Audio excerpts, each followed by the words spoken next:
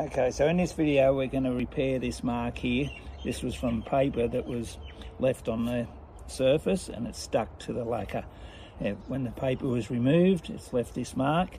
So we're going to use a scratch fix pen to colour the wood, and then we'll use some furniture restorer to buff off the excess. So step one is we just get the pen and start colouring the wood. And just wiping the excess off just lightly.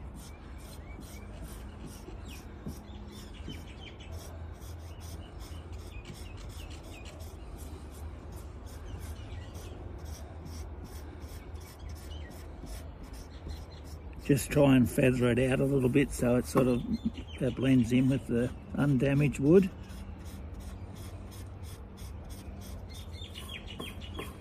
But we'll even it out properly with the steel wall.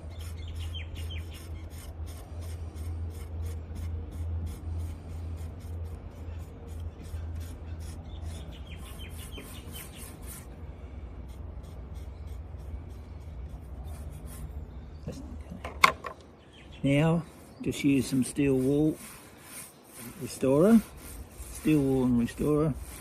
nice even strokes, and just like a sort of firm pressure but not too hard.